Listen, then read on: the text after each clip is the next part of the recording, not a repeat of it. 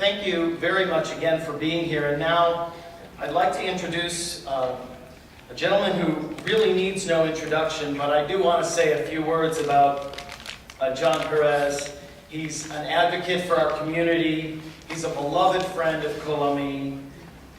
He has served 6 years as the Speaker of the State Assembly. We honored him several years ago with the Shomer Tzedek, the Guardian of Justice Award, and it is my privilege to introduce Mr. Speaker Emeritus John Perez.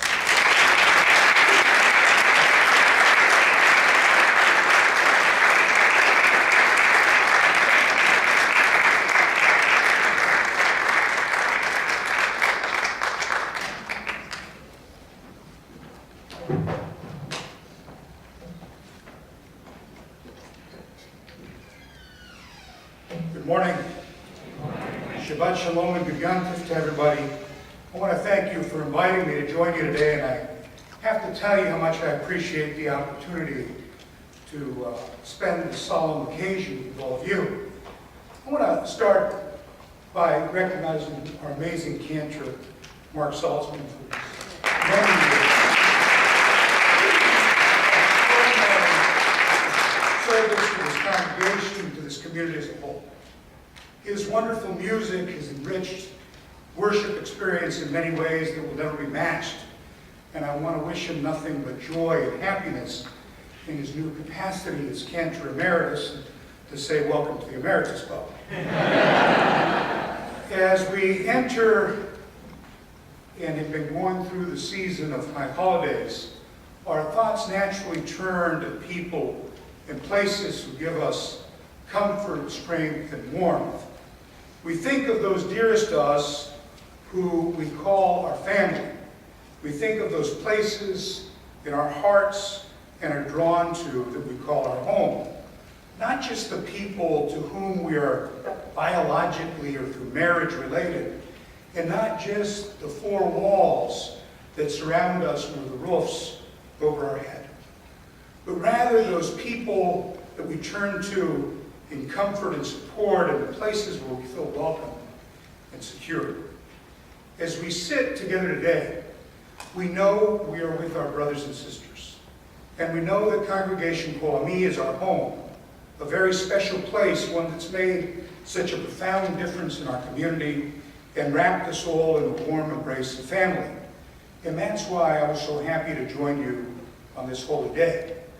Yom Kippur is more than a period of atonement. It is a time for reflection, where we are to consider our words and our actions and our deeds of the past year. In the service, we ask forgiveness for our sins before God, but we must also seek forgiveness for our sins against our friends and family and others. But Yom Kippur is also a moment that we commit ourselves to dedicate this new year to a most basic obligation of humanity, charity, service, and compassion, tzedakah, hesed, and rahamim. Three qualities exemplified in the person and lifetime of service of Rabbi Denise Eger. She is not only an amazing pulpit rabbi, she is a tremendous force in our broader community. She's an outstanding leader of this congregation who's earned the respect and admiration of her peers in every faith and denomination, and certainly amongst each of us.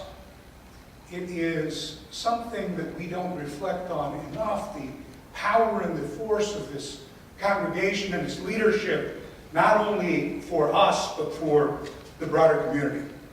Reflect on the fact that she was not only the first woman, but the first LGBT person to serve as president of the Southern California Board of Rabbis. At a crucial moment of debate within the religious community about what role we play and what rights we should be afforded. And her leadership really advanced the conversation of equality so much through all the different faiths, not only in the Jewish community, but more broadly. And think about the new post that she'll be entering as the president of the Central Conference of American Rabbis, a position that she will assume in March of next year, marking yet another glass ceiling that she shattered as a member of our community. Her new position will mark not the beginning, but rather a continuation of a proud track record of being a voice for progress, icon of integrity, and powerful example of the values of justice and inclusion and service that are the foundation of this faith. So many of us can serve witness to the work that she's done to lift up every person, to make a difference in the lives of countless individuals, and the work that she's done in the community outside of our congregation, outside of the Jewish faith and the broader civic community, her work in constant fight for social justice and equality. But as I said, it is this duality of her role as both a force within the congregation and a force in the broader community. I said that she's not only a powerful pulpit rabbi, but one who truly understands that if we are to recreate ourselves, recreate the world, that we have to be there for each other.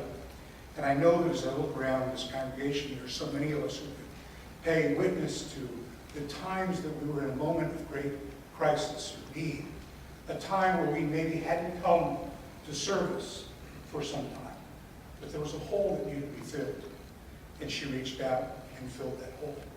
Or that somebody sitting somewhere else in this room filled that hole. I had a couple of those experiences personally with her. In 2002, my mother, who was a devout Catholic, was in the hospital dying, and the local Catholic Church refused to send a priest to give her last rites because she wasn't a member of the congregation where her hospital happened to be. And my family was struggling to find solace in this moment we knew we were about to lose my mother. And my sisters turned to me, and they had met Rabbi Egger at a fundraiser for President Clinton in 1998, first gay-themed fundraiser for a sitting president ever. She gave the invocation, and it was a moving, powerful invocation. My sisters turned to me and said, what about reaching out to Rabbi Egger? And she prayed with us and helped us through a very difficult moment, the moment where my mother's own church failed to serve the role that one would expect.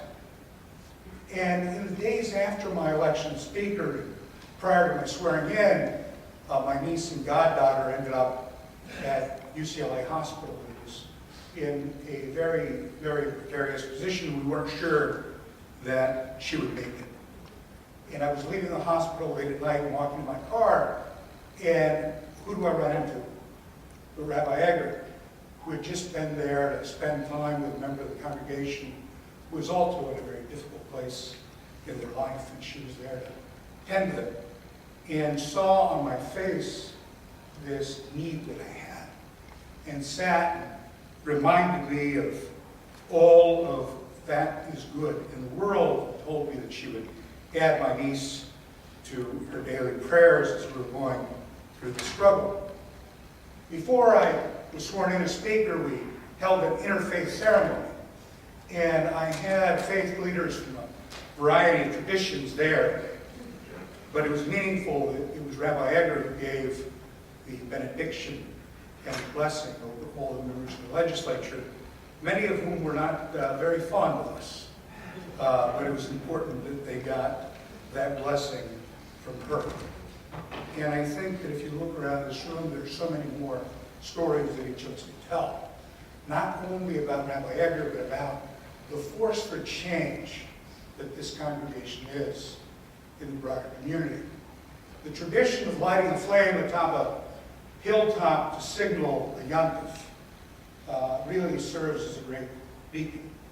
And this congregation serves as the same kind of beacon for a broader community.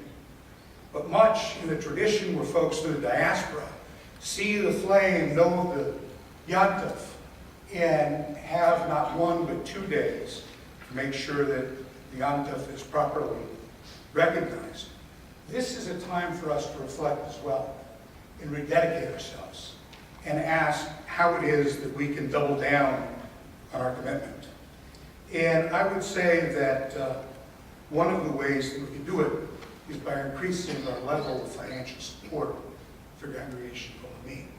There are envelopes and pens being passed around, and I ask that each of you take a moment to reflect on the difference that this congregation makes, not only to us individually, but to the broader world, and that we take this opportunity to double down in our commitment. It is why I ask that each of you give as much as you can to join our brothers and sisters in support of this wonderful congregation with such an outstanding leader, and give all you can to our home here at Kol Ami. This is a mitzvah of tzedakah, the mitzvah of chesed, the mitzvah of rahamim. Thank you, and Gemara Hasmatullah.